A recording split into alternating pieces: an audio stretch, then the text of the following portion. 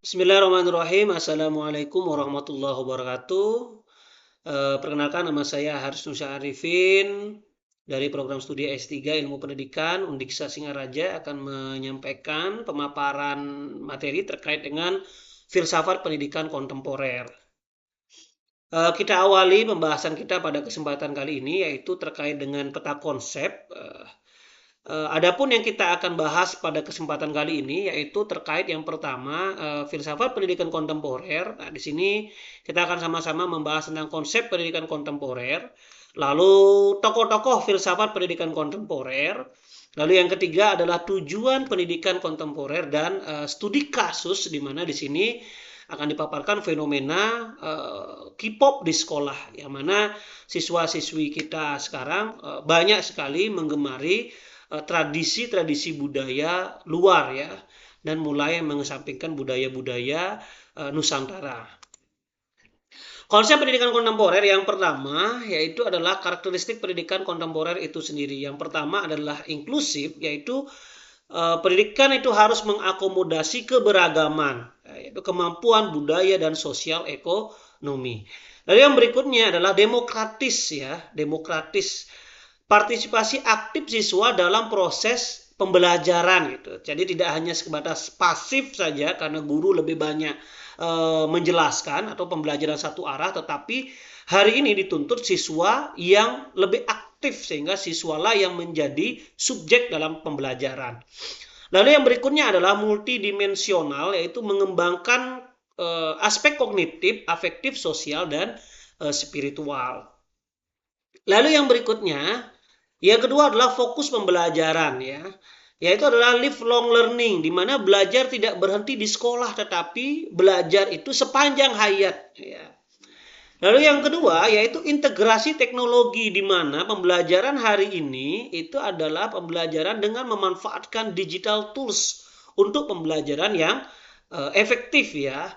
Dan yang berikutnya adalah keterampilan abad 21, di mana fokus pembelajaran hari ini yaitu adalah mengembangkan atau membentuk keterampilan anak-anak kita terkait dengan critical thinking atau berpikir kritis, creativity, collaboration, communication, digital literasi, sampai kepada global awareness ya. Hari ini adalah fokus pembelajaran ya.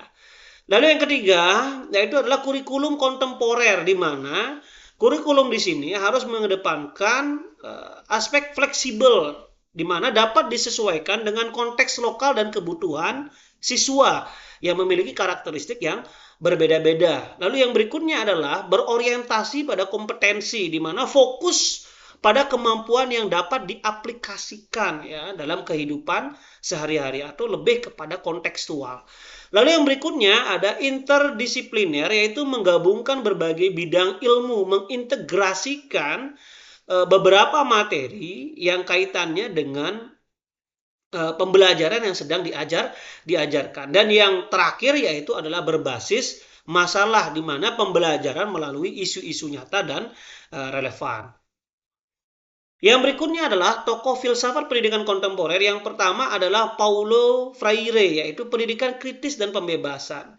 Di mana menurut pandangan dari Paulo Freire di sini adalah pedagogi kaum tertindas, di mana pendidikan sebagai praktik pembebasan dari yang tidak tahu menjadi tahu. Ya, ini ya. Lalu yang berikutnya adalah banking versus problem passing, yaitu menolak model transfer pengetahuan dan mendorong dialog kritis. Ya. Lalu yang berikutnya adalah kesadaran kritis, di mana siswa menyadari realitas sosial dan menjadi agen perubahan. Lalu praksis, yaitu integrasi refleksi dan aksi untuk transformasi sosial. Dan yang terakhir adalah menurut pandangan Paulo Freire, yaitu adalah guru dan siswa belajar bersama dalam relasi yang horizontal. Lalu yang berikutnya adalah tokoh filsafat yaitu Howard Gardner ya. Yaitu dengan teori kecerdasan majemuk, di mana menurut Gardner multiple intelligence ya, 8 plus di sini adalah 8 kecerdasan, yaitu adalah linguistik, logis, matematis, spasial, kinestetik, musikal, interpersonal, intrapersonal, dan naturalis ya. Lalu yang berikutnya adalah setiap individu memiliki profil kecerdasan yang unik. Maka setiap siswa itu memiliki bakat dan kemampuannya masing-masing.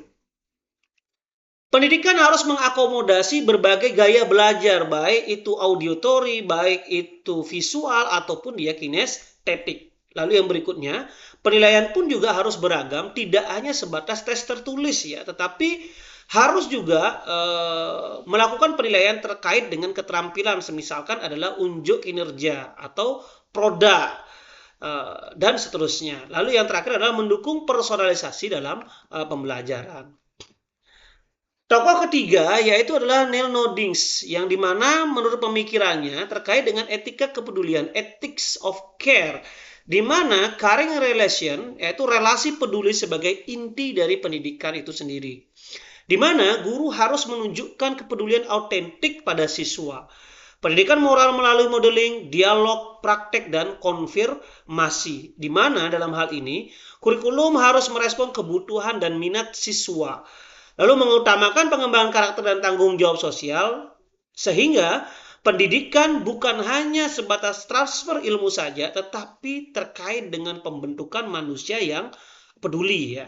Nah, ini menurut pandangan dari Neil Nodings.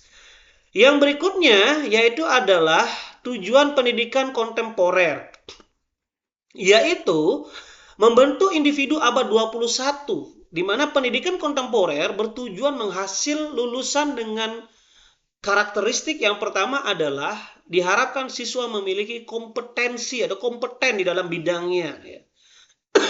Mohon maaf. Lalu yang kedua, memiliki tanggung jawab sosial. Gitu. Memiliki empati, simpati, dan empati terhadap sesama. Lalu yang berikutnya adalah kreatif dan inovatif. Yang keempat adalah kolaborasi, sehingga siswa kita itu dapat berkolaborasi, dapat bekerja sama, teamwork, ya, sehingga terjadi silang pendapat dan diskusi dalam proses pembelajaran. Dan yang kelima, yaitu terkait dengan siap menghadapi tantangan global. Yang berikutnya adalah yaitu studi kasus terkait dengan fenomena K-pop di sekolah yang memang sekarang sedang digandrungi oleh anak-anak kita, ya, remaja kita, di mana mereka lebih menggandrungi K-pop, K-popers dari Korea dibandingkan dengan budaya kita sendiri. Nah, analisis dari perspektif ini yaitu adalah menurut Paulo Freire, yaitu perlu dilakukan dialog kritis tentang konsumsi budaya pop dan industri hiburan, di mana siswa harus mengembangkan kesadaran kritis terhadap pengaruh media, transformasi dari konsumen pasif menjadi subjek kritis yang memahami dinamika budaya global itu sendiri. Yang berikutnya yaitu Howard Gardner, yaitu dari sudut pandang Howard Gardner, minat K-pop menunjukkan kecerdasan musikal, interpersonal, dan kinestetik. Sekolah dapat memanfaatkan minat ini untuk pembelajaran, baik itu bahasa Korea, studi budaya, seni pertunjukan, personalisasi pembelajaran dengan mengintegrasikan passion siswa. Dan yang terakhir adalah Neil Nodings, yaitu guru perlu memahami dan menghargai minat siswa dengan empati, dialog terbuka tentang keseimbangan passion dan tanggung jawab akademik, membangun relasi peduli yang membantu siswa dalam membuat keputusan yang bijak, ya, yang tentunya tanpa mengesampingkan budaya kita sendiri. Nah, yang terakhir kesimpulannya yaitu esensi dari filsafat pendidikan kontemporer, yaitu yang pertama, pendidikan adalah praktek pembebasan dan pemberdayaan. Lalu yang kedua, setiap siswa memiliki potensi yang unik dan harus dikembangkan. Lalu yang terakhir adalah relasi peduli dan empati adalah pondasi pendidikan bermakna, sehingga pembelajaran harus relevan, kontekstual, dan transformatif.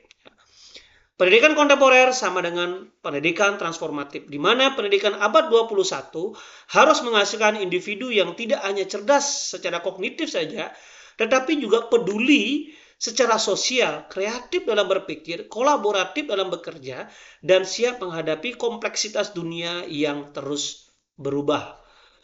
Mungkin itu pembahasan kita pada kesempatan kali ini. Mohon maaf jika ada hal-hal yang kurang berkenan. Wassalamualaikum warahmatullahi wabarakatuh.